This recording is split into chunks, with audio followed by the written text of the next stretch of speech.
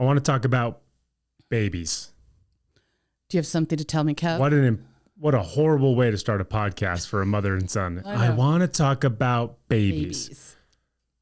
One of the fun things about COVID is things happened 9 months ago that are now coming to fruition during the summer months. And I think we all know that COVID was pretty bad coming out of the summer into the fall, and fall got worse into the winter. And so everybody was just cooped up.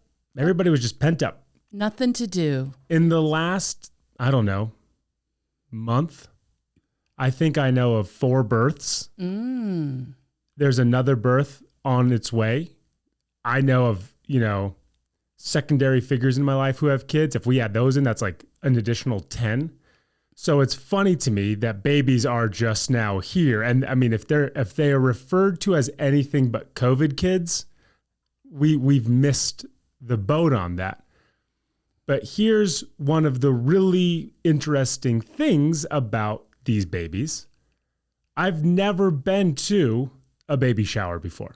Oh, you haven't? Not once in my life. I don't know that I've ever had an offer to go to one where I turned it down, but I was either traveling so much or the baby shower was just reserved for the females and the men just had beers and just called it, I don't know, baby beers? I don't know. But I was never been invited to a very real, authentic baby shower. I will be attending one on Sunday. We're recording this on Saturday. I will be attending one on Sunday, and I will report back on Thursday about that baby shower. Here's what I need to say that I know about thus far when it results to the conversation of baby showers. Here we go. They asked that we bring diapers. Okay. Yeah, sure. I'm invited to this thing. There's going to be food. There's going to be games. I'll bring diapers. What do I care about spending $10 on diapers? I'm happy to do that. Everybody's laughing right now out there. Go to Costco just to pick up normal stuff. And where the diapers exist are right at the front of the store when you're checking out. So our cart is full of all of this produce and drink and all this kind of thing. And I said, oh yeah, diapers. Don't forget diapers. You walk over to the diaper section and everything is $50. 50. Yep. 50. Yep. $50 Yep. for a pack of diapers. Yep. Things a human being is going to poop and pee in and you're going to throw it away. That costs $50. And then buy more and then pay $50 again and again and again. That's why they're asking you to bring them to the shower. $50 for someone to defecate into. I could not for the life of me wrap my head around that number. That's an insane number. And that's just diapers. Like you said, well, Kevin, there's like the baby tissues to clean their butts afterwards. There's the talcum powder. We haven't even talked about feeding them yet. We haven't even talked about clothing kids. No wonder America is poor. We spend so much money on just trying to keep these things alive, which we managed to do out in the wilderness before we could even walk upright. And now you're telling me this paper for this thing to pee and poop in costs $50? For just like, I don't know, a few weeks? No. It's not forever. Oh, no, I'm talking about like you strap that diaper on that kid and you're praying to God that you get 5 hours out of that you don't diaper. Get 5 hours out of it for sure. So now, and this is why I'm just going to be, I will be the worst father in the world because I'm going to look at that kid, if it's mine, and just say, do you know how much money you've already cost me and you don't do anything? This is where the bitterness sits in. It sits in right away. How does every parent not absolutely loathe their child from the jump? We don't loathe you, but I will say this, and I do remember saying this to you. I felt like when you were potty trained, and by the way, you were very late potty trained. Yeah, that checks out. So I can remember feeling like I got a raise in my paycheck because I didn't have to buy diapers anymore. And pull-ups really weren't a thing yet. So we were still just doing XXL diapers. I mean, I would literally say to you, go get a diaper. What's the difference between a diaper and a pull-up? A pull-up is like underwear. Like it's when they get to be toddlers and they're almost potty trained. Okay. So they can pull them up and down. So listen, so it's kind of a not reusable, but if they haven't peed and they say, mommy or daddy, I got to go potty, and they take them in and put them on the potty and they go, yay. Oh, it's the bridge to underwear. And then you pull them back up. I mean, like, I literally cannot fathom it. I can't fathom how expensive. Yeah. It's trash. You're putting trash around your child and then being like, that costs money. Yeah. Yeah. So then tell me what I can expect. So my friends Rob and Bev, who we've talked about on this podcast before, they got married back in October. They were just kind of kicking the tires on having kids and boom, kicked a little too hard. And now she's due in about 5 weeks. What can I expect from a baby shower? Oh, well, knowing Rob and Bev, I mean, I think But just in general, we don't have to cater it to them, just in general. Because it's a couple, I'm assuming it's a couple shower. No, it's a bunch of women and me. And I'm assuming it's a couple shower, but you've been invited. Or maybe it's just an all friends shower. Well, why would it be a couple? Why are you single shaming me right now? I don't know. Sometimes they do couple showers. Well, clearly it's not because I'm going. Because you're not a couple. And there's a couple other people we know that are not couples. Yeah, they're just invited their friends. They just invited their friends. So sometimes, there's gifts. Okay, obviously, you bring gift, which, by the way, the diaper is not a gift. I think the diaper, which is insane, by the way. I think the diaper, like there's some kind of diaper raffle they're doing. Yeah, in order to qualify for the raffle, you need to bring the diapers. Yeah. So I am now participating in the most expensive raffle ever in my life. And you're not going to win like a house. I'm not going to win anything. Yeah. No, there'll be something. No, I know, but I'm not going to win it. Oh, okay. Yeah. For sure not going to win it. True. That's probably true.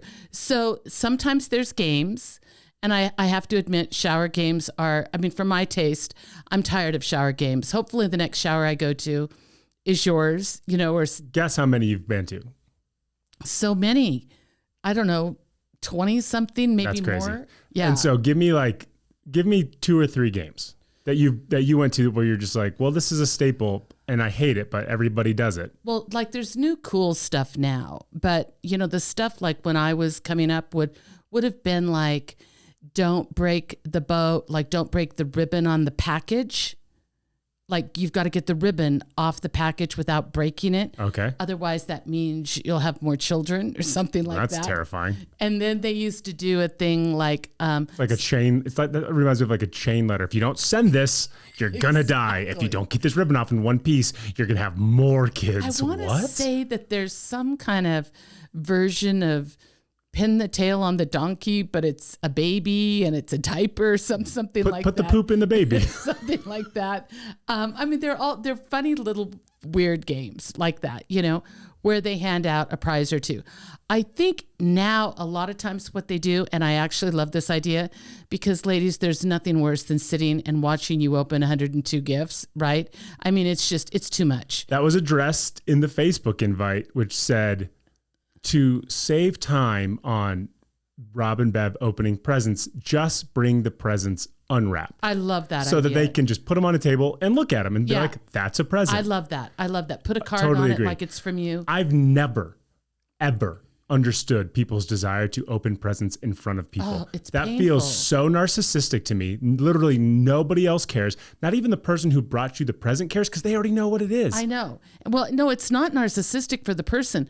I think it stems from acknowledging who's there and really saying thank you. But how can you ooh and ah on gift number 67? It's impossible. A bottle? Again? Yeah. What?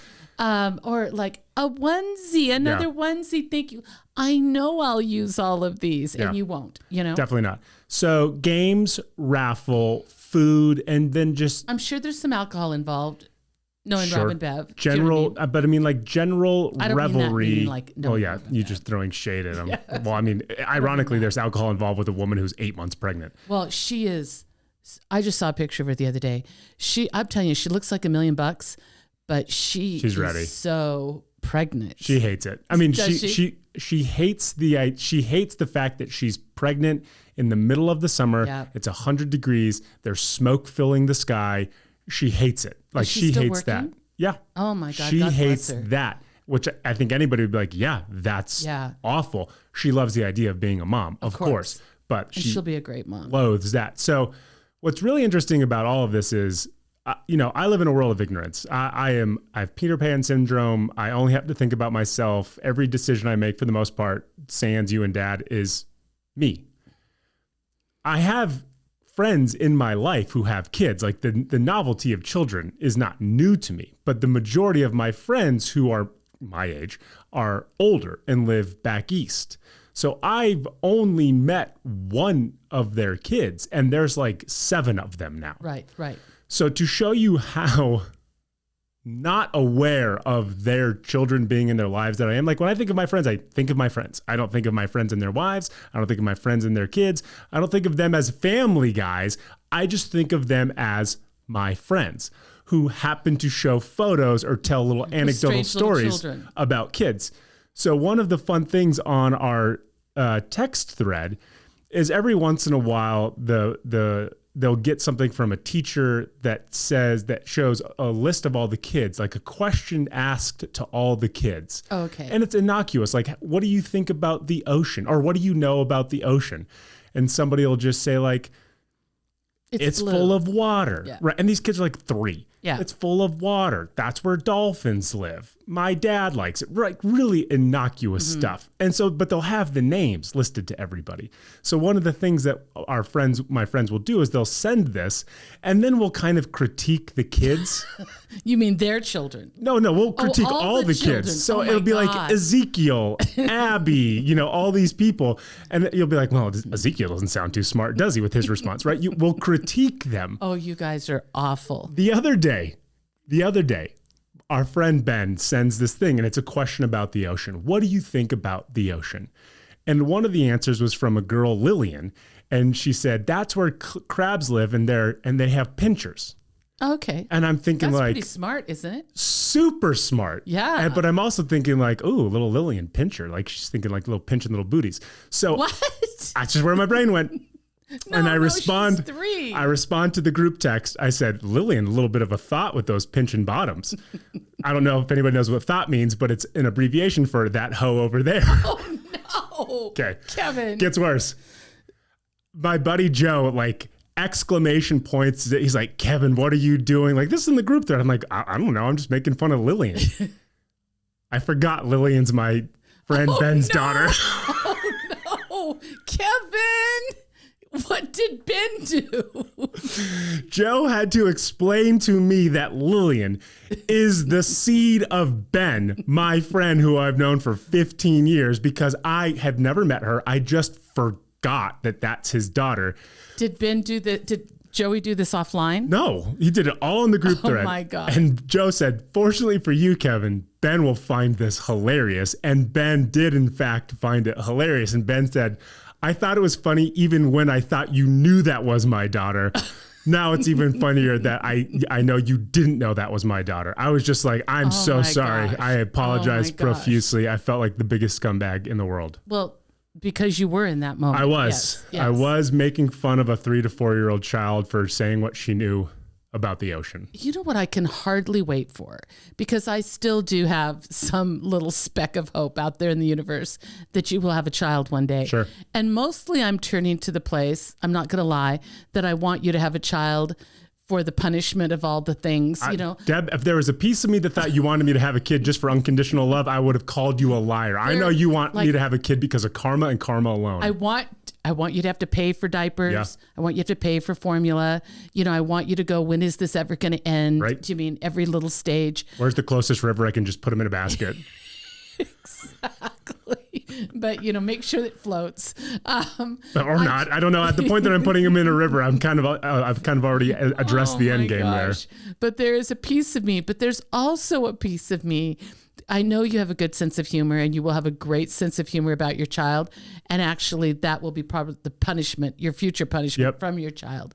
But I also can hardly wait until somebody says something about your child, and this rage rises up inside of you, and you are like, no, not mine.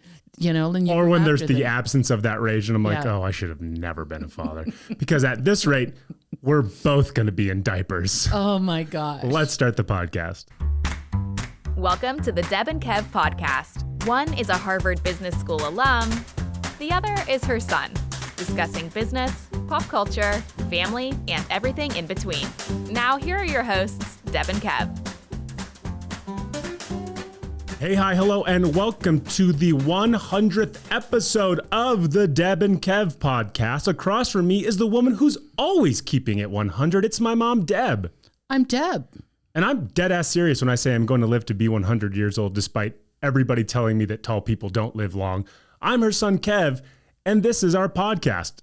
Side note, I said that I'm going to live to be 100 years old, and then I did some research online about tall guys living to be 100. No. Is it bad? Oh, it's not good. Like it is. what? It is like horribly sobering. Does it tell you like by your actual height? It says, this is one of the articles I read. It says that like the average height of a human being is like 5'10". For a guy? For a guy. Okay. Every 4 inches over that, okay, yeah, you become something like 7.5% more likely that you're more at risk for a not deadly disease, but like to get heart disease, to get cancer, to have cirrhosis, to have all these things that will eventually end your life. So you are 9 inches above the average. Yep. And so 9 divided by 4 is 2 and a little bit. Yep. So good luck. I'm about 17.5% more likely to get cancer, to get heart disease, to just die. I'm sorry, honey. What a great way to start this podcast. But I wanted you to know I felt really good about saying I was going to live to be 100 years old. And then everybody was like, just kidding, dude. No chance that's going to happen. On today's show, the reason this podcast exists is in the first place is because of this segment. In Deb's business segment today, she's going to talk to us about imposter syndrome. The belief that we're not who we are or that the position that we have doesn't reflect what we are actually capable of. And of course, there's only one game we could possibly play to honor our 100th episode. And you already know what it is. We're going to use it in a sentence. And like we've done 99 times before, or like, I don't know, 50-ish times before, we'll end the show with what we are thankful for and what's for dinner. But first... Oh my God, I love the sound effects. 100 episodes. We don't need to spend a ton of time talking about this. I mean, we kind of addressed it at the 50 episode mark. At no point ever did I think we would come close to 100 episodes, not because I didn't think we were capable of it, but simply because that's a huge number. When we first started, we were only doing one a week. That felt daunting. We decided in the middle of the pandemic to do 2 a week because we had nothing else to do. When we had time on our hands. And now I can't help but think like getting to 200 is going to be a miracle simply because the world's opening back up. You're traveling more and we are going to have to pivot and change the kind of makeup of this podcast to get there, which I think is a good thing. But if you would have told me when we launched back in June of 2020 that we would be here today, I would have said, how rich are we? Oh, for sure. Like how much money have they given us? Have we been on Ellen yet? Yeah. Have we been on Jimmy Fallon Yeah. yet? Like that's what I would have said. But I do think we said this, and sometimes we say things that really are really the essence of it. Yep. We said we were doing it for ourselves. Which we were. We said that as long as we were sort of amused by all of it, Yep. And we're having a good time, we would keep doing it. Yep. We did say we didn't require a lot of listeners, just some friends every once in a while to let us know. True. Which is all still happening. Yep. And I think we still are good. Do you feel like you're still good? I enjoy it as much as I did on the first day. I probably enjoy it even more so because when we recorded our first 6 episodes, we recorded them all together just so that if people actually liked what we had to say, which was a big assumption, they had a lot to choose from. It's more fun now because I at least understand that some people, well, they like you, they tolerate me, and they enjoy the show. So there's not that worry about whether or not people are actually going to enjoy this. My worry comes from, are we at any point going to just be horribly boring that people are like, it was a good podcast, and then they just kept talking about dog food. I don't know, something along those lines. But I will say this, it's 100 episodes. We have recorded over 110 hours of podcast content, which is insane. The metamorphosis of the production level of this, just in the short time that we had started, is bananas to me. It's weird to think that we occupy a space digitally where we are technically content creators. I would have never thought that about us, but that is true. We produce things that people listen to and interact with. And it's extremely humbling that people have been with us for this long. And if you've listened through 1 through 100, I mean, you're the kindest, sweetest, nicest, most humble human being in the world. Because I don't know that every episode was a home run, but you guys have stuck through all of it. And I'm just so appreciative of all of you. And I know I speak for Deb when I say it's beyond anything we could have thought before we started this. Oh, 100%. I think about it, and I think that I just was going through some of the old things you posted early on. Oh, yeah. I couldn't even speak in front of it was so daunting to me. Yep. I mean, you just could only make fun of me. That's all we could do with it, right? Because I was just sitting there like this, wide-eyed in front of a camera, so nervous. When we started just doing like recordings for teasers or intros, those took a minimum of an hour and a half. I mean, for like 30 seconds to a minute's worth of content, it took a minimum of an hour and a half. I didn't know what I was doing from a production standpoint. You were so self-conscious, which was the weirdest thing in the world to see you self-conscious.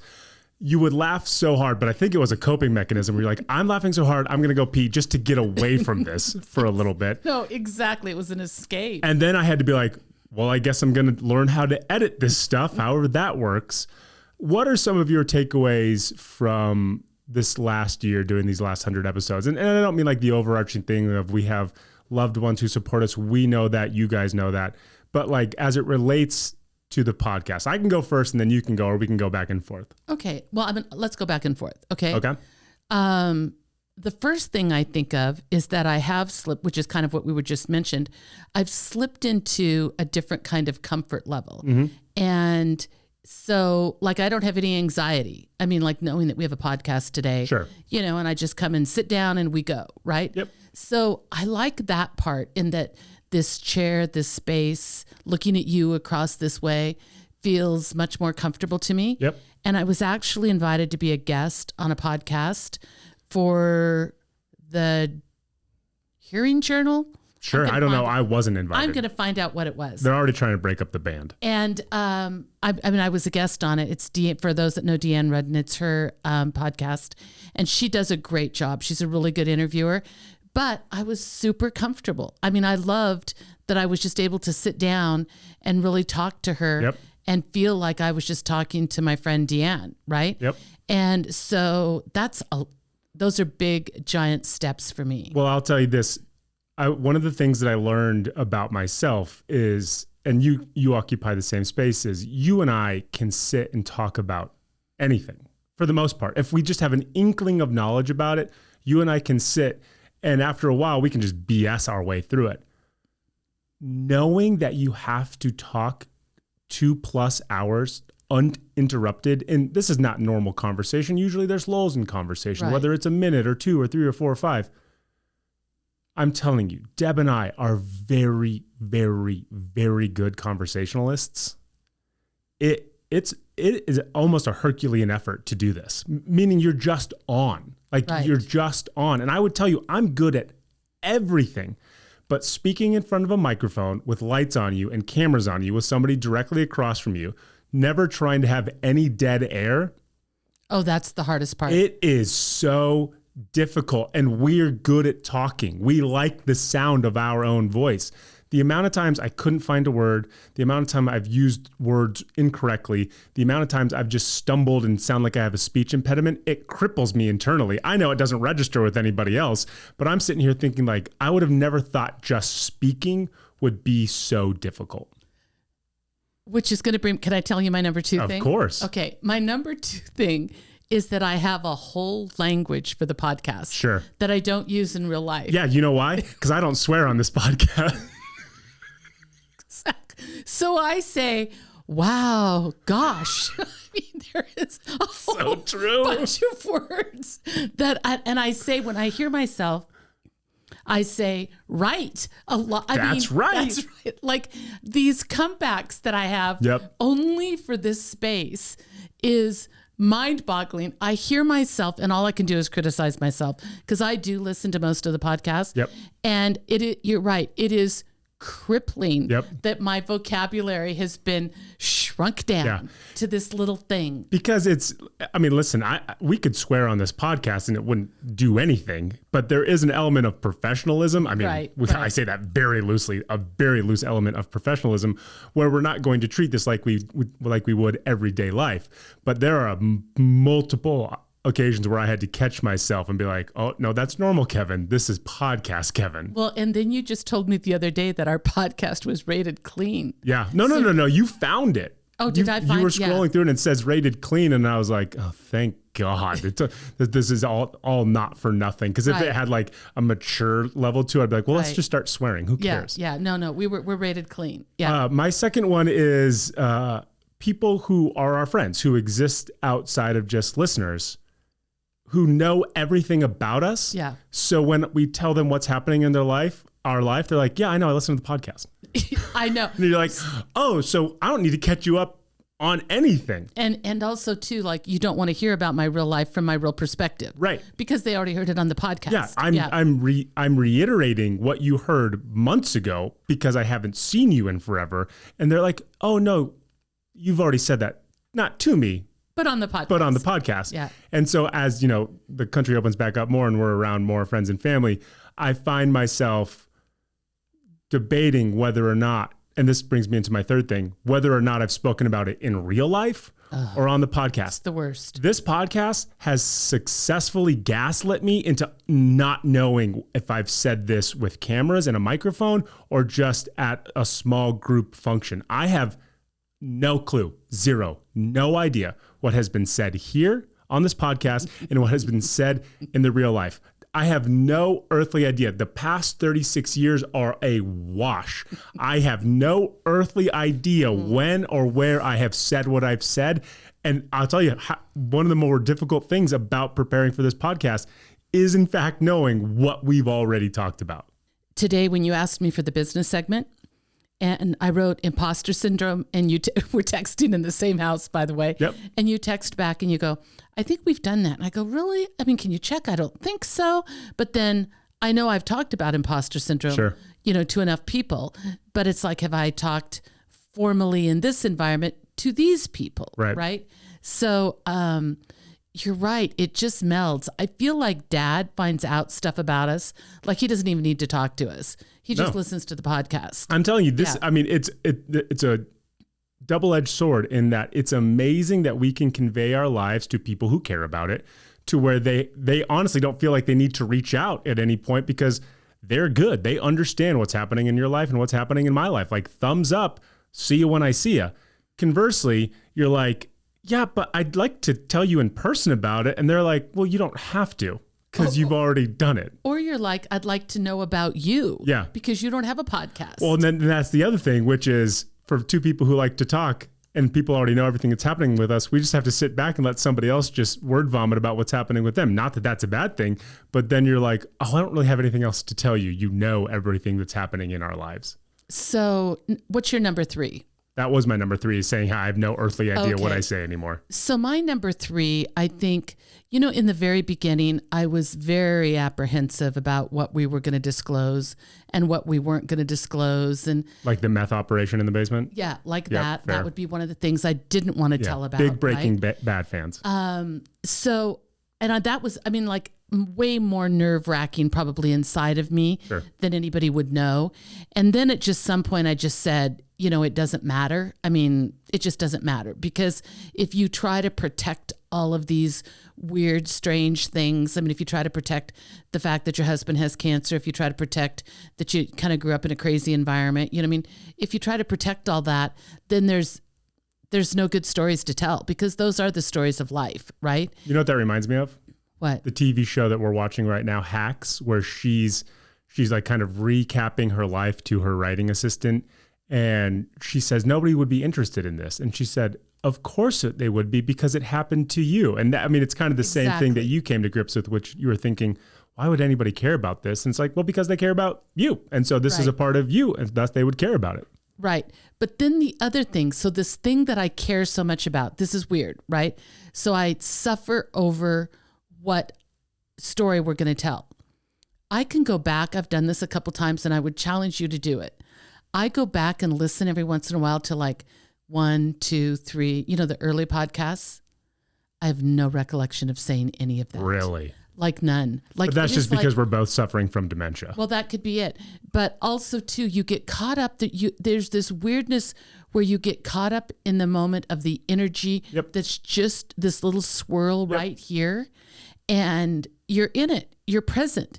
But then you got to go do something else. So you dump it really fast. Absolutely. And I'll say that it's not novel that if you're not paying attention to what you're saying, you don't really remember saying it. I mean, there's moments where if I'm just doing like production stuff on this screen and you're talking, I'll have no earthly idea what you're doing.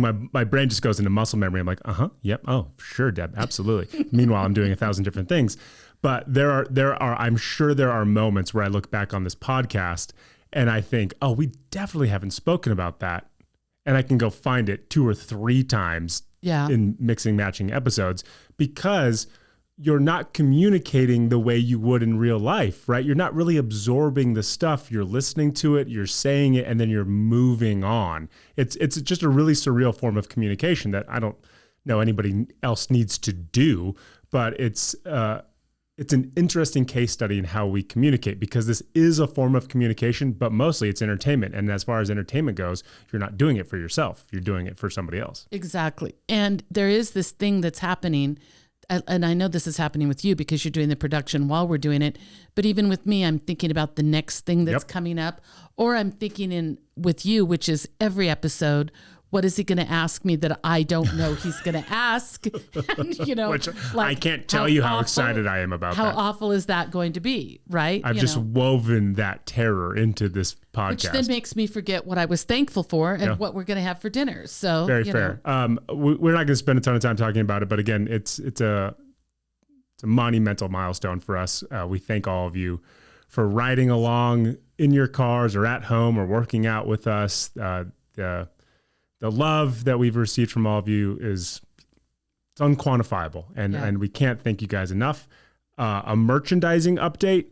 We thought we were going to have it. We've done it. We are ahead of the game. We thought we were going to have all the samples here, and like everybody else in the world, shipping is insane. Ordering is insane. They missed the window by a Herculean effort. Shirts, cups, photos. If you want them, DM us, text us, call us, reach out. We have the minimum par of what we need to order. We will give this all to you. The only thing you will have to pay for is shipping. That's it. That's the only thing you'll have to pay for is shipping. If you think you're going to see us anywhere on the planet, we will bring it. 1,000%. Other than that, we'll ship it, but there is no charge for the item, whatever it is. And we just need to get those numbers. And once we get those numbers, we can order the bulk amount. We just thought we were going to have our samples here, which we don't have. If we plan on seeing you in the not too distant future, we will bring all that stuff to you. The only thing we ask for is that you take a photo, post it, and tag us in it. That's it. That's all we want. We want to be able to aggregate that. We'll make a nice little video of it. But that's all we're asking for as it relates to the Deb and Kev merch, which we swear to you is coming. Oh, yeah, for sure. At least that's what I believe. No, I believe I'm not lying to you. I mean, this could ultimately be a lie. I'm not lying to you. I believe this is going to happen. I mean, I'm assuming the cups are made in China. So I don't know. As long as they get here. Yeah, that's true. Right. Yeah. As long as they get here. Anything else you want to add? No, I'm just, for those that did listen to the 99th episode, Kevin and I were not in the best space during the podcast. Here we go. Drag it back up. However, I felt, we had this big debate. It was really the first time we came on mad at each other, upset with one another. Well, I was mad at you, and you were scared that I was going to lash out. Which he did, by the way. But I have to say, and there were some people that sent me these faces like, oh, Uncle, is everything okay? And then there were other people, and one of them was our friend Beth and Lauren, who made my day. They were driving to Park City, Utah, and she said, "Oh my God, we laughed so hard." Because they know us. He was so mad. We could not quit laughing. And she goes, and then we talked about all the times that we did that exact same thing to each other, meaning, they were late. She forgot him after a surgery. So, that's kind of a big deal, sure. Right? So I think it's one of those things where I think we have pretty much committed to be ourselves, no matter what.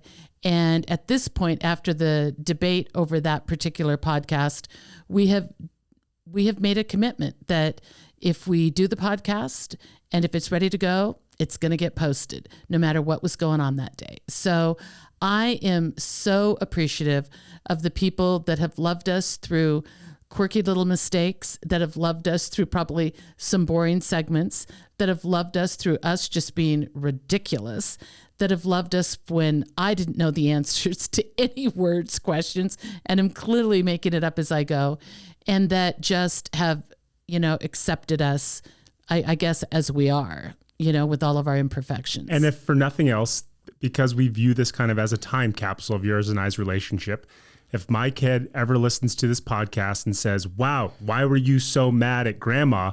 I'll say, "Shut up. Do you know how much diapers cost?" And that'll be the end of that conversation. There you go. On to more pressing matters, Deborah. Yes. People don't care about 100 episodes. They care about how they can apply your business topics to their real life. Oh, I'm thinking they care about the 100 episodes and the merchandise coming. Okay, you're probably right. Okay. But even more importantly, what we provide are useful, applicable. Applicable didn't sound well. Couldn't get it, yeah. See, you're just trying to talk on a microphone, have no idea where your voice is going to go. Applicable, tangible, realistic things to their professional life. And I think this is probably something everybody deals with, but they don't even know it. So maybe we can help define it better. And that's the imposter syndrome, the belief that they are in a position that they are not remotely equipped for. And today we're going to talk about identifying it and then how we can overcome it. So when you say almost everybody, you're right, because 70% of the population has suffered sometime or another with imposter syndrome. Okay. Yeah. As it relates to starting this podcast, I would say that I had no earthly idea what I was doing and was just faking it the entire time. What were we doing? No. And I was just like holding on for dear life. Fair. So I want to give the official description of imposter syndrome so people are clear on it. It was identified more than 40 years ago. It's a phenomenon that's characterized by the feeling that our successes can be attributed to mere luck rather than our own skills or qualification. So the imposter part comes where we could get a job position. We could get a new responsibility within a job. We could win an award. We could be acknowledged for something. And our feeling is that somehow we tricked them, right? Somehow they don't know the real us. Somehow they're giving the thing, the job, the gift, the opportunity, the award to the wrong person. Because we were just so charming. Because somehow we were just so charming, but we did something wrong to get where we are. Got it. Does that make sense? Yeah. Like every movie that's ever been written ever about getting a job, somebody's just like, I was applying for the janitor position and I became the VP of sales at this marketing company. Which in the United States of America, we are the land of the free and the home of the brave. Emphasis on brave, meaning we are born to tackle anything. That's how we're raised. Yeah. We're raised like, Rudy did it, you can do it. That's right? True. I mean, we've all watched movies that were real and sports things that happened that were just unbelievably. Little girls right now are believing they can be Simone Biles when we've only seen one like that in our lifetime. Yep. That's quite like that, right? So we encourage our children, we encourage ourselves to really go after that stretch, that thing that is the impossible dream, if you will, right? So that's kind of the American way. It's also the fake it till you make it. You know, if I dress like it, if I act like it, if I put that on, I'll eventually get there, right? So all the things that we encourage ourselves, our children, and others to do, I think is part of the problem. That creates, because we forget that people encourage us to do that. We're like, right. yeah, but here's the take back from that. We don't actually believe it when the time comes for it. Exactly. And so then when it arrives, I think that contributes somewhat, you know, to the imposter syndrome. Sure. And where some of us, we just can't believe it. I do think there's a piece of the imposter syndrome that really dovetails into mental health, but we're not talking about that. We're not talking about something that people couldn't I'm going to say easily, without professional help overcome. Would a great example be this? If at episode 200, you found us as contracted content creators for Spotify, where we had a team around us, we were getting paid for this. Yeah. And I looked at you and I said, how the hell did we get here? No, it would be even like this. And then me saying, because I have no idea what we're going to do moving forward. I would look at you and go, don't tell them who we really are. Like, don't tell them. They thought they were signing Joe Rogan and they got Deb and Kev. Us. Yeah. We don't talk about drugs. We talk about what we're cooking tonight. Exactly. So it really would be that kind of thing. Fair. Where instead of us looking at each other and go, our dreams finally came true. Let's embrace them and keep doing what we've been doing. Yeah. Right.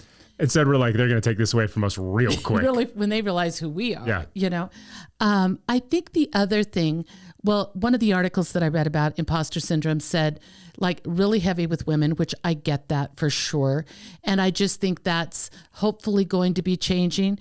But I just think, you know, misogyny in the workplace and, you know, people being ultra competitive and competition, the way women do competition, the way men do competition is often different. Yep. And because men have been in the past the dominating force in the workplace, especially in terms of leadership, right? And I'm not saying that all men have contributed to making women feel like that. I'm just saying it's just part white of it. men. It's just part of it. It's just part of it. Got okay? it. Just terrible white men. And because the other part is the secondary group other than women is people of color, you know, having that feeling that they've risen up to somewhere that they genuinely don't belong or that they don't fit or that it's all, you know, we're going to wake up tomorrow and the curtain's going to open. They're going to know who I am and I'm not going to have this opportunity anymore. So I think one of the biggest things is I think we need to be able to talk about it in front of people. I know a lot of people will say, oh no, I don't suffer from that. Well, 70% do. So when you're in a room, I mean, come on, there's a lot of people that have had these feelings. Oh yeah. I've actually been hired for this exact reason. And it was so refreshing because it was a guy. And for him to say to me, I know I'm suffering from this. I need some help, which I thought was terrific, right? But I do think that you see it with people. Like I interviewed a woman for an executive position a few weeks ago. And I knew on her resume she didn't have a college degree, but she's been working for 25 years. She has an incredible resume. And somewhere in the conversation, she said, but I didn't go to college. And she kind of said it with shame and guilt. And I was like, nobody cares now. That boat has sailed. Way past that. Like literally nobody cares. Here's the thing about me. Nobody cares that I went to college. Right, exactly. And so there does come a place, but you know, that sat with her. And then she needed to say it out loud in case I had missed it on the resume, you know, for her to be, I guess, more authentic, right? And I kind of stopped the interview and then I just went on a little tirade on her behalf, right? To say why she was so incredible and that it didn't matter and that, you know, don't do that again. I mean, let people figure out that you don't have a college degree. And certainly if somebody asks, don't lie, but you don't need to wave this flag that you're less than because she's done it through work. Nobody cares after 25 years. And the last thing you want to do is bring it up and that it might actually have a negative consequence for you when otherwise nobody cares or thinks about what you learned at school 25 years ago, depending on how many career changes you've had, or if you've been in the same industry for 25 years, you're good. You're good. And one of the other things that I thought about it was she needs to move from the place of feeling I'm going to say insecure or less than because she doesn't have a college degree, and say, I don't have a college degree and I am all that, right? I mean, because I've done it without a college degree. She should be proud of herself. Agreed. I mean, it should be the exact opposite side of the spectrum. So I think one of the first things is talking about it. I mean, being able to say to people that you trust and people that you know really know you, like, I think I might be suffering a little bit from imposter syndrome. I have these feelings all the time that I'm going to be found out. I have these feelings all the time that I'm not as good as, and I think because as soon as we say that, I mean, that's like, you know, somebody beautiful saying to us, I just feel like I look like crap today. We go, what? You know, no, you look amazing today. Because what we would say to those people, no, you belong here. We would remind them of the work they've done to get there. We would remind them of, you know, their late nights and weekends and all of the things they've done, you know, to bring them to this pivotal place that they should only feel great about, not be apologizing for. How does one work around that? So I do think part of it is the narrative in our heads. And I think, you know, some of us are really good with saying, giving ourselves applause in a healthy way. And I think some of us are really bad at letting old narratives from a long, long time ago play in our heads, right?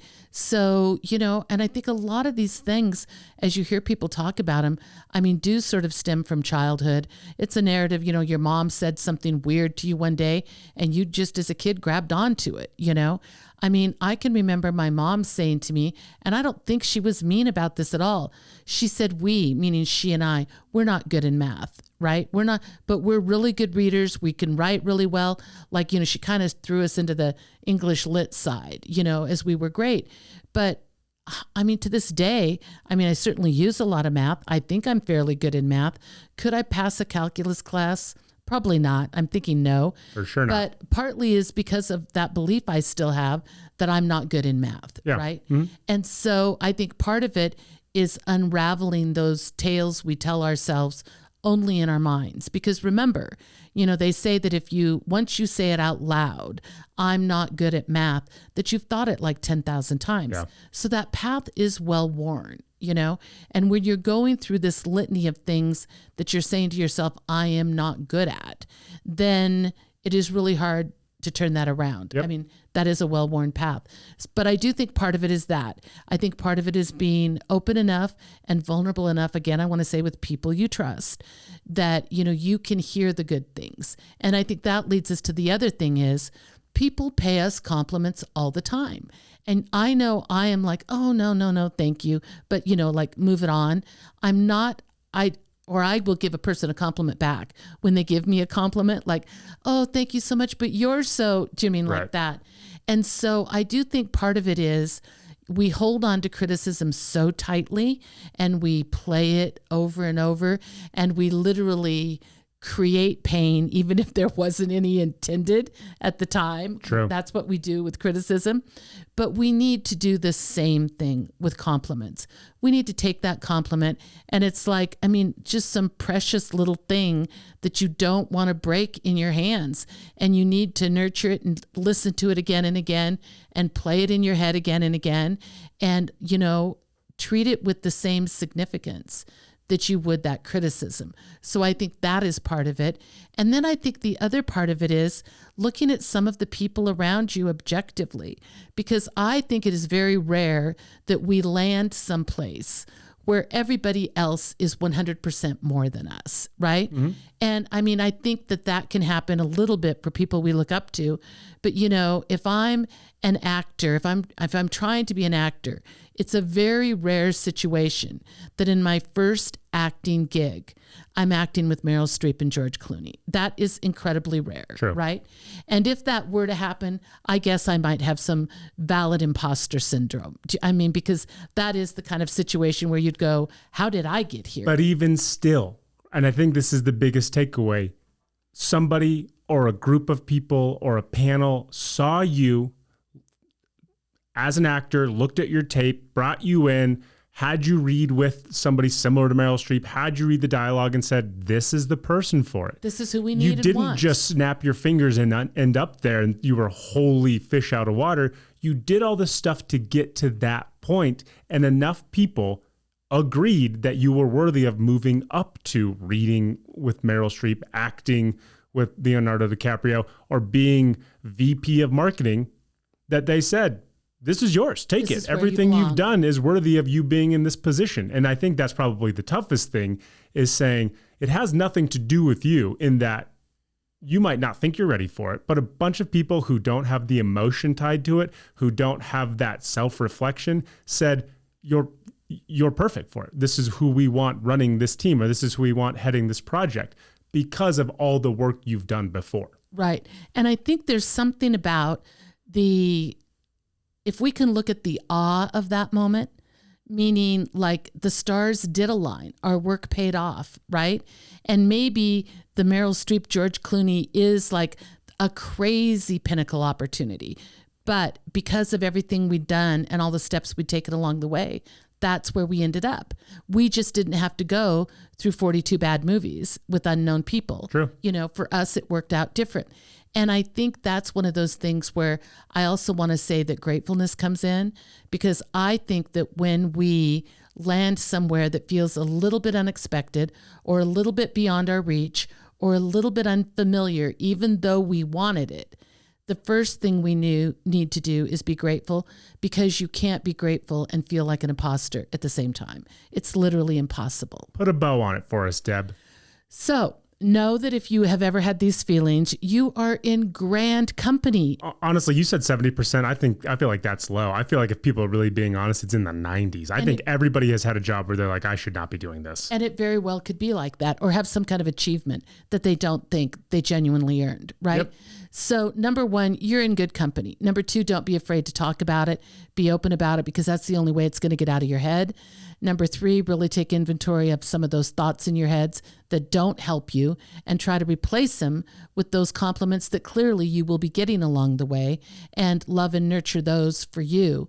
And then I think lastly, really be grateful, because even though new things like that and those big stretches when they come our way, when we really lean into something and it's like extra big for us, if you will, be grateful for the opportunity, because whoever helped you into that spot believed in you.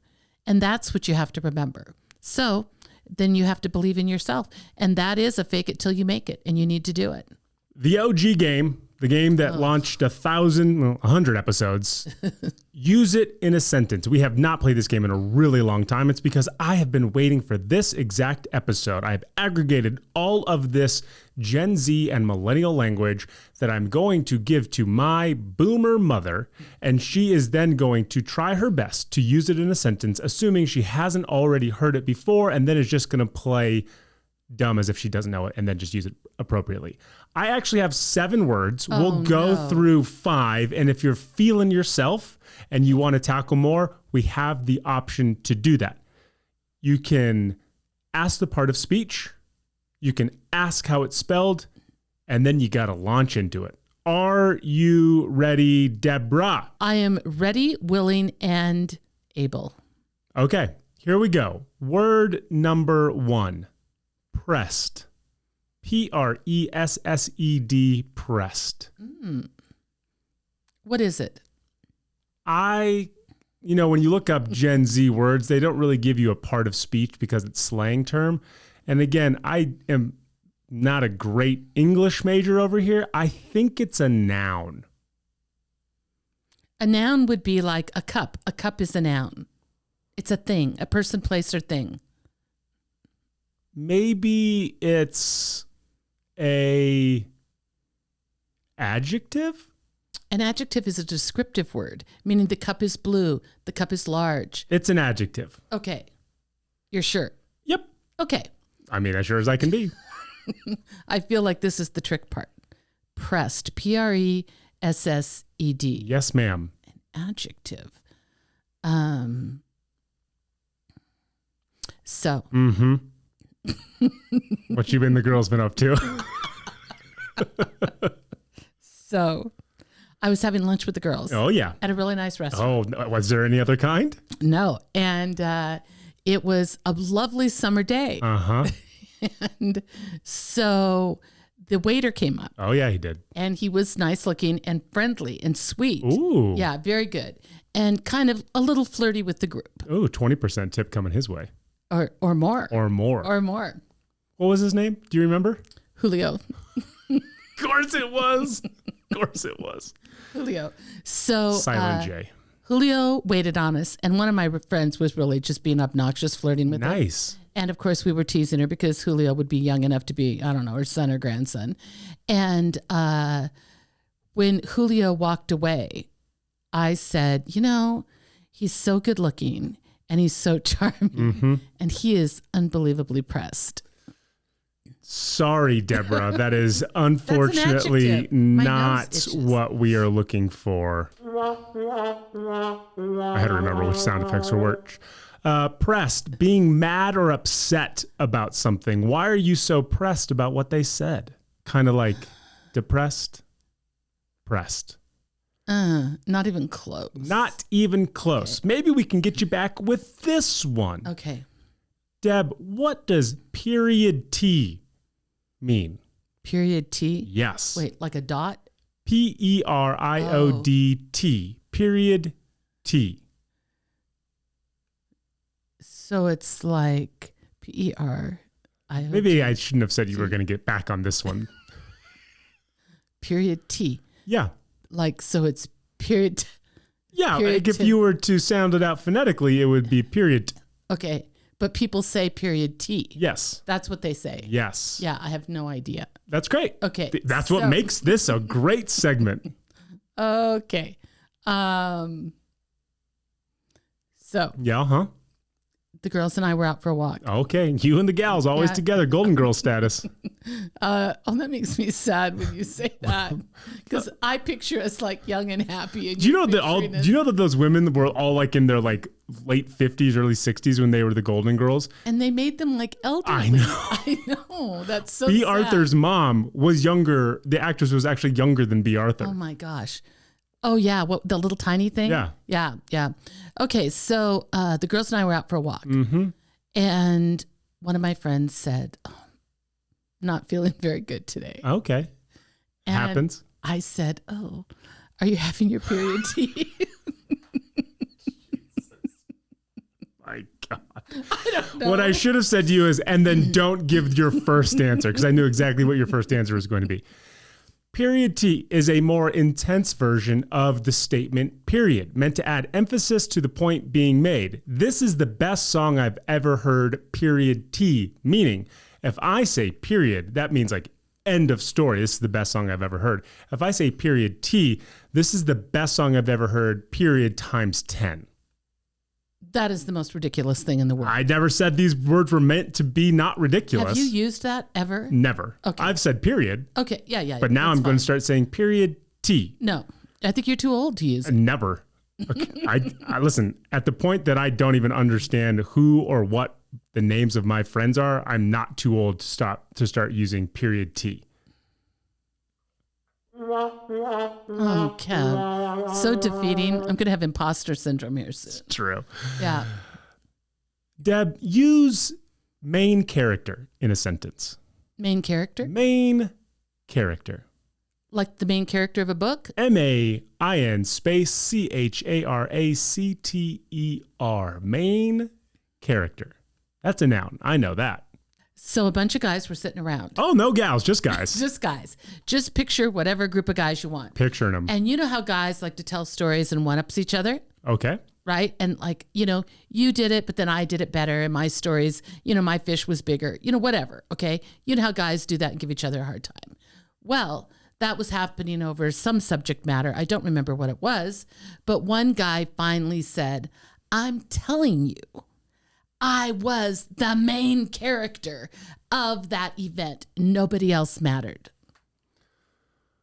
I'm going to read this out loud, and then we're going to let the people decide. Okay. A phrase used to describe someone who seems to naturally have charismatic energy that draws people in. Someone described as a main character tends to be well-liked, confident, and knows they're in control of their life. If a movie were to be made, they'd be the main character. Here's the sentence that they provided. I did not make this up. Debbie's definitely the main character in this group. Yeah, I got it right. I think you're right. I think I got it right. I think you're right. That's the winner right there. I feel like your voice needs to be a little bit more enthusiastic when I get it right. Telling the host how he should respond isn't going to do well when it comes to a judgment, but noted. Okay. So 2, 1. 1 of 3. Okay. Deborah, please use living rent-free in a sentence. Living rent-free. Yes. Oh, I think she has it. Nope. No, I saw a smirk. It quickly dissipated. I thought she clicked and it was gone. And I'm going to be able to use this perfectly after the fact. Okay. Living rent-free. Not what I currently do in this household. Right. But what's the slang term of living rent-free? How would somebody use living rent-free? So again, there were a group of guys. Okay, no more gals. Get out of here, gals. And somebody said to Peter, like, what are you doing now? Like, are you dating somebody? Like, what's going on? And he goes, man, I've got this new girlfriend. She's got a great job. She is amazing. I am living rent free. Oh, I didn't mean literally. I meant she just pays for everything. Yep. Living rent-free, can't stop thinking about something, also used as an insult when someone is upset about something. So I would say Deb gets so anxiety-riddled by the game, use it in a sentence, it lives rent-free in her head. Oh, that's just, we know what living rent-free is. That's so far from living rent-free. But doesn't it make sense? Meaning this, like something happened in your life that you are just constantly thinking about. And this is how it's mostly used, which is what is something that lives rent-free in your head? And you would say like, oh my God, when I was 4 years old, I tripped and fell and knocked out my front teeth in front of the neighbors and everybody pointed and laughed. And I'm 57 years old and I still think about that. Oh, okay. That lives rent-free in my head. In my head. Yep. Yeah. Okay. Well, I didn't get that. Okay, 1 for 4. Back to the original status of Deb using use it in a sentence. Deb, please use bussin'. Bussin'? In a sentence. Bussin'. B-U-S-S-I-N. It's an adjective. Bussin'. So, my girlfriend called me. Okay. And said, hey, do you want to meet downtown and go to a movie? I said, yeah, I do. And I said, but, my car's in the shop. Nope. I promise you start it over. Don't use it in a literal sense. Okay.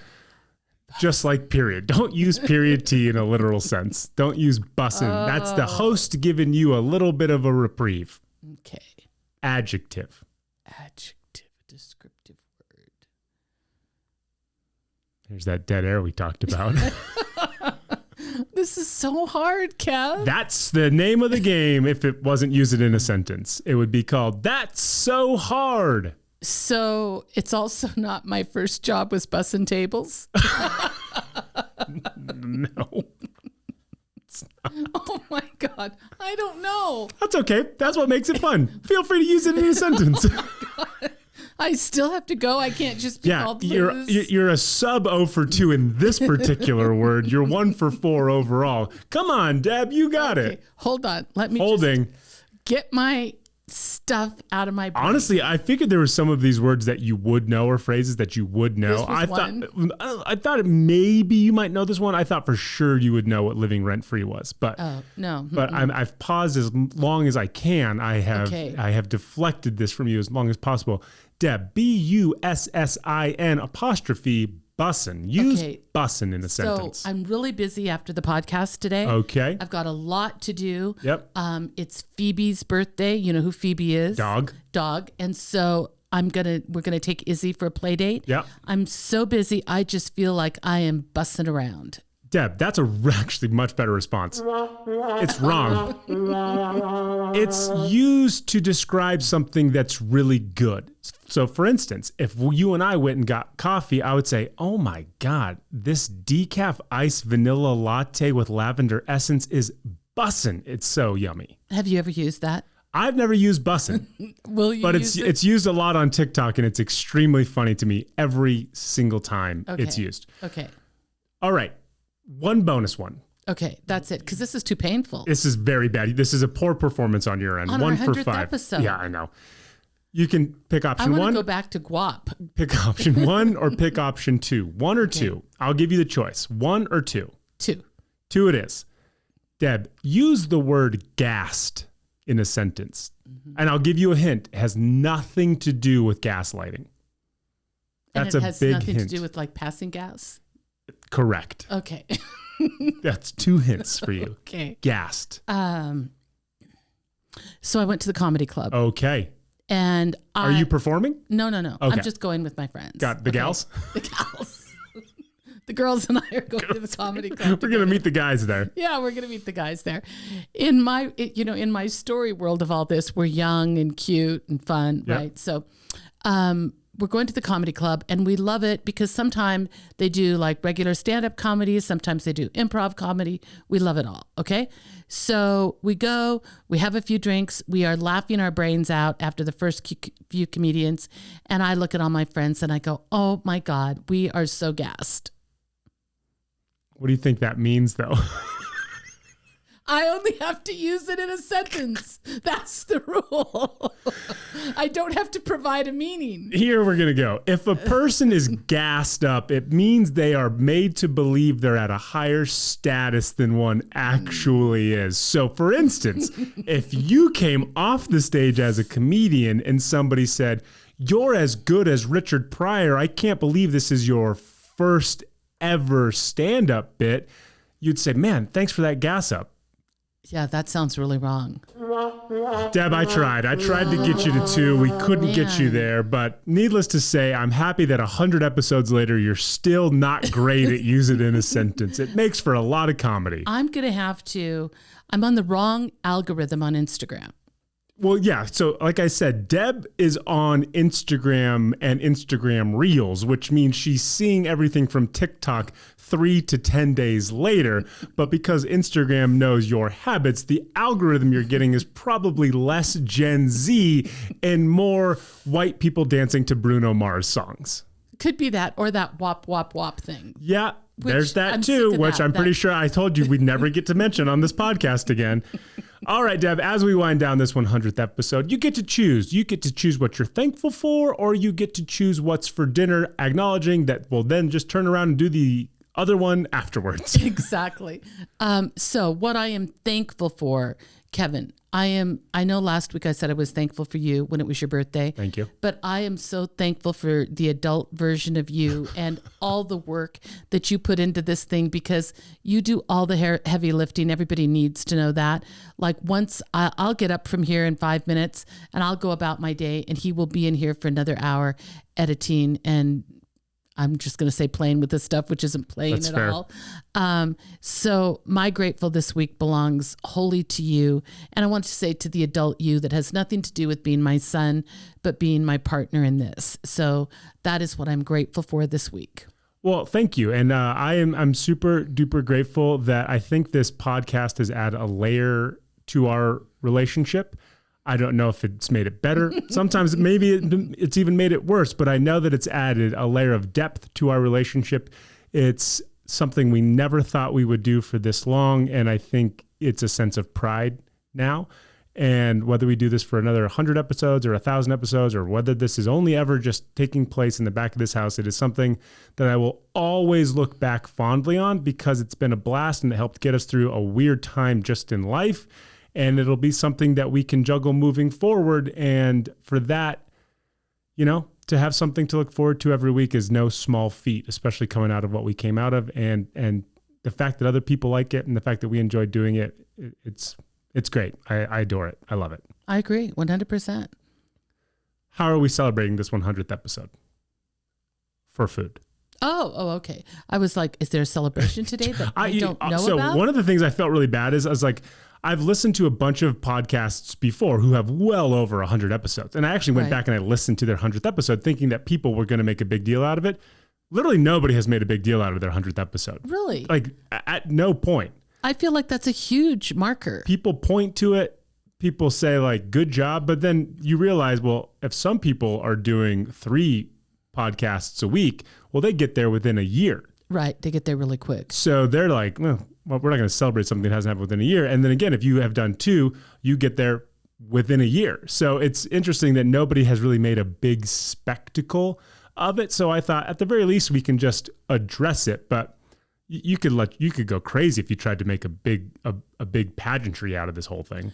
I think that, I was looking at podcast one day, and this just was stuff for me to listen to that I enjoy. And what I was struck with is how many podcasts out there that did like 5 or 10 podcasts. They're still hanging there in podcast land, and they never touched it again. Yeah. I mean, there's tons of those. And I'm like, 5 or 10, come on, you could have gone past that, right? So you wonder, like, how did they do? I mean, they did a logo, they did a little music, and then they only did 5 or 10. I mean, I think it's really weird. Like, I think you and I would say that all the money we put into this, which was not a lot, but we've gotten it back tenfold. Like, if we stopped after this episode, we would say everything was worth its time. Mean, at this point, we're just paying to play because we're having fun. Right. But you're right there. I mean, you look at people who've took time to record podcasts, who've done all the artwork, who've edited it, who have social platform channels, and who have all this stuff, and then it's just over. And you're like, oh, they didn't even do like a final episode. I know. They just were like, no, we ran out of ideas. There was nothing else we could do. The co-host had to go to rehab, and we just never kicked it back up, and that's it. I know. It's really like you want to get a hold of him. That would be a podcast and say, what happened to your podcast? Deb, maybe that's our new podcast. We reach out to podcasts that just went dark, and we say, where'd your podcast go? Podcast go? That's a good podcast That's a good name. podcast. Yeah. Well, add it to the list. What you think of that? Yeah. Okay. What we're having for dinner tonight. I think we're going to have some short ribs. Oh, for real? Yeah. I don't even know. Have we ever had short ribs? We've had short ribs, but it's been a long time. Wow. What kind of sauce are you going to make for those? I'm going to do kind of a wine burgundy thing. Yum. Wine burgundy short ribs. Are we going to do it in the pressure cooker? Not the pressure cooker. Nope. I'll probably do it in the crock pot. Got it. I just love the idea of that being kind of slow. Yeah. Though I know everybody out there, I love an Instant Pot too. And I know the Instant Pot would do it beautifully. But there's just something about, I'm going to say, you know what I know, caramelization kind of thing. But you know why I know you want to do it in the crock pot? Right. You want it to permeate throughout the house. I want to smell it. Yeah. That's the only thing I miss. Like, you get the smell when you, of course, release the Instant Pot. Yep. But you don't get the smell of it cooking. You do like the beef stew in the crock pot. I still do that in the crock pot. And after 2 or 3 hours, the house just, I don't even know what it smells like. I mean, clearly it smells like beef stew, but there's like an umami thing that it takes you back to a place you've never actually been to. Like, I just assume, like, I don't know, 1880s era Poland during the winter. And you're like, this is the smell that would be coming out of this house. Yes, half the people are starving and everybody else froze to death, but this is what it would smell like. Do you remember your first lunch when we were in Paris? The lamb shank? The lamb shank. We're not having a lamb shank. I'm doing a short rib, but I have that in my mind. Got it. That dish. Does that make sense? Sure. Yeah. I'm happy with that. That makes me feel good. Guys, thank you so much for celebrating this episode and listening with us. We can't thank you enough for all of your love and support. And we're just going to keep on grooving with this whole thing, and we'll iterate and reiterate and keep figuring it out and adding new layers to it. And I don't know. I mean, I love the idea of reaching out to other podcasts and asking why they stopped doing that. Am I actually going to do the work for that? Probably not. But if you guys want to help us with that, by all means, we can make this a collaborative effort. That's going to do it for this Monday episode of the Deb and Kev podcast. Remember to like, rate, and review wherever you listen to this podcast. I think we have like almost over 60 reviews now at this point. Oh, it's more than that. So let's get some more. Let's try to get to 100. Yeah. Let's try to get to 100. We've been hovering in the double digits for long enough. Let's get to 100. Tell a friend, tell a loved one, steal their phone, subscribe them, write a review for them. By hook or by crook, we don't care. And then if you want to watch this episode, you can follow us on all of our social channels at Deb and Kev Pod. This goes live every Tuesday morning at 12:01 a.m. Pacific time. So you can watch it at our YouTube channel at Deb and Kev Pod. Mom, couldn't have asked for a better host for 100 episodes. Oh. I love you so much. Thank you for supporting me and this endeavor, and thank you for being the integral part to this. Oh, thank you, sweetie. I love you. Love you too. We'll see you guys on Thursday. Thank you for listening to the Deb and Kev podcast. Remember to like and subscribe wherever you listen to this podcast. Follow Deb and Kev on Facebook and on Instagram and Twitter at Deb and Kev Pod.